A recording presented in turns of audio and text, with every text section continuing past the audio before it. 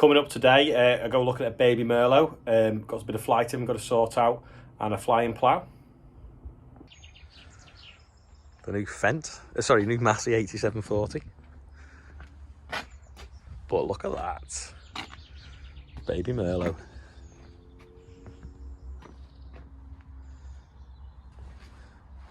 It's a foot bigger than the Kramer and a bit longer, but it'll lift more than twice as much, 2 meters higher.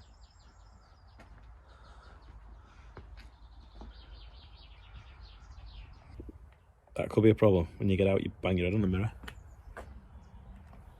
But looks pretty smart. A joystick like what we used to, but forwards and reverses on your left hand side, not on the joystick. Don't know why that is, because it's only a switch. Surely they could have fitted that in. It's a single speed, not 2 speed. Battery isolator. It's a nice touch for when you're welding stuff. That's a bit high for towing trailers, but at least if you get it stuck, you can tow it out. 2 Rogator sprayers just rotting away because they were quite unreliable when they came out, so no one really likes using them anymore, and they've been traded in and just parked up. I think that one's probably been parked up for about 4 or 5 years now, at least, that I know of, because it used to be a friend of mine, and I don't know where that one's come from, but they were 200,000 quid in a day, and they just sat there in the yard. I think they were 170 horsepower, no more, sorry, of Alta engines. That was all right, but all the electrics on them I think were a bit dodgy, so they were always troublesome. They just sat there looking sorry for themselves.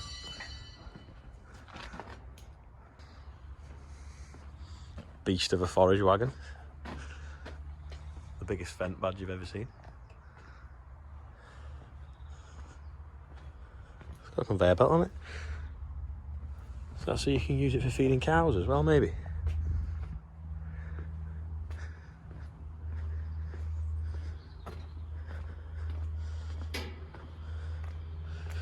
Proper thing in that.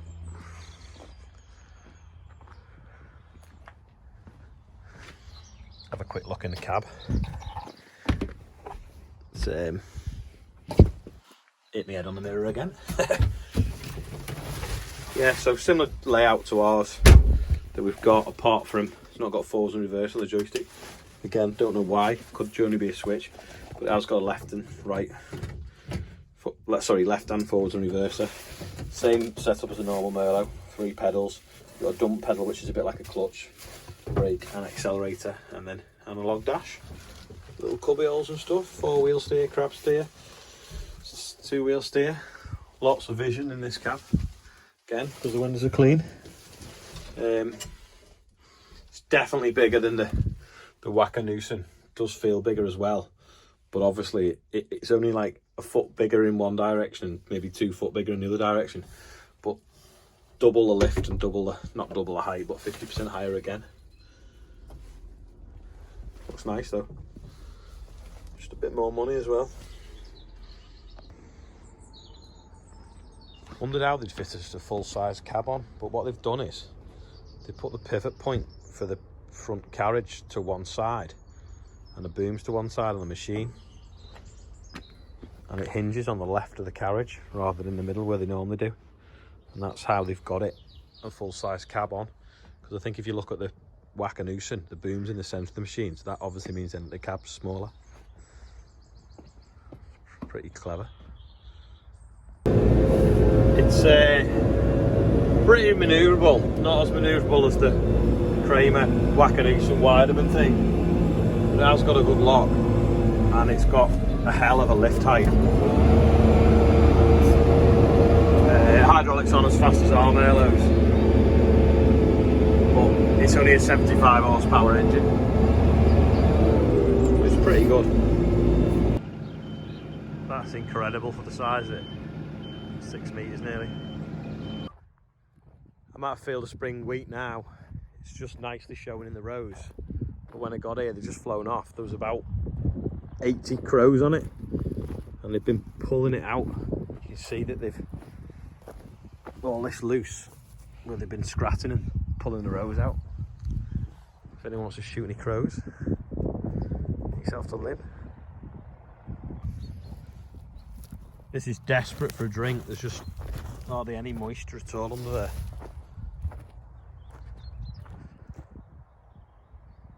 It's hard to believe that we'd be combining this in a few months. It's so dry and small. I've come to be the bird scare out of that field of oilseed rape over there, but we've obviously got all this fly tipping in this field here. Most of it seems to be old cannabis farms. So I'm going to push it all up, and I'm actually going to put it in a gateway so that we can drive over it, but they can't come in and tip anymore. So I think they've done it 3 or 4 times in this field now. Just disgusting. It wouldn't be so bad if they left the plastic. If they didn't bring all the plastic and the drums and whatever the fertiliser they must be using. But it's the plastic that we can't get rid of. The compost and the, I don't know what that is, clay or something. That'd have been alright, it'd have mixed in with the topsoil, but all that's just disgusting. Piled all that up in the gate now. I'll shut the other gate across and hopefully they can't come in and tip anymore, and I don't know what to do with it yet. I don't particularly want to root for a load of bin bags tipping all that out. I don't want to pay for a skip, so I'll just leave it there while I think what to do with it. These beans were sown a few days before the ones we looked at yesterday. They look great now in the rows. Oilseed rape over there starting to come into flower. No pigeons today because there's someone randomly walking through it. I feel like a parrot or a record on repeat, but we definitely need rain. See, it's just so dry. Just collecting this gas gun up for all those that said that they don't work when the bottle's on its side. Well, it's been out for about a month now and it's been working fine. So, don't know whether that's a bit of a myth, but I don't think it takes enough gas for it to come out in liquid form. So, they're leaving this alone now. It's high enough that they can't land inside it, the bits that they'd grazed, and it's just starting to go yellow, the bit that was still green. You can see it's just still in green bud now. Hopefully the frost hasn't damaged it too much. Don't know whether you can see the bee there. Just another one there. They've come out of the beehives across the trees over there, pollinating this now. These petals have fell off and they'll start forming pods. Quick update on the burst water main. Still burst, still water pouring out the ground. We've now got what's going to be a pothole to come. The water main is there. It's now actually even started bubbling up at the correct side of the road where the water main lives. If they'd have dug there in the first place, they'd have found the hole, but instead they didn't. They dug over here, despite being told what to do. Anyway, it's now running down the road, running across, and then running in that field. And I don't know, it's like 3-4 months now. It's a joke. What I might do is dig a trench through there, fill that ditch up, and then irrigate these fields with tap water. I've dispatched this gas gun here because the pigeons have been eating this and the crows pulling out the roots. This is spring barley on the field the other side. Anyway, I've pointed the gas gun at the tree so it'll shoot that way and clear that field, then echo off the tree and clear this field hopefully. That's the plan. So I'm gonna try it now and see what it sounds like.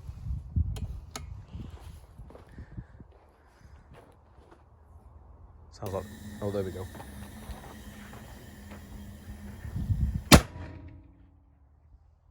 Definitely was loud enough. Right, I've made a little trench here now. That'll fill that ditch up, rather than it running down the road, eroding the rest of the road, running across through the grid, the road on the other side. And if the ditch fills up with water and doesn't get away, I can always irrigate that field. There you go. That's how much it's leaking. Just like a tap permanently running. If you look up there, sort of see a bit of a patch there. That's where it's leaking, and it's running along the grass verge into a grid just at the top of the hill, bubbling out of a grid this side, then running down into this hollow, splashing this hedge and killing the hedge. So if you look, the rest of the hedge is green, but there it's black, and then it's splashed in that field there and then making that wet. So now I've diverted into the ditch up there by that black car is now. So hopefully the hedge won't die and it'll recover. And we won't have this big puddle here then that's washing the road away all the time. I'm loading straw on Jonathan, and it was so wet last time, there's ruts everywhere, so I'm just using the spike like a bar grader and levelling it off so I'm not bouncing about. It's actually not doing a bad job, to be fair. I can't believe how this dust was last time, it was puddles smashing. Nice pile of soil there, just doze that on my next bit, and then happy days. Nice and level. Some of these bales don't look too bad now, they've dried out a bit in the sun. But straw's going to be dear this year because the corn just isn't growing at all because of the dry weather. Somehow I don't think the Wackanoosan would have reached them. That's why I have a 10-metre machine. Take this hay cap off, and I bet under here it's as good as the day it was baled. Just twist them out.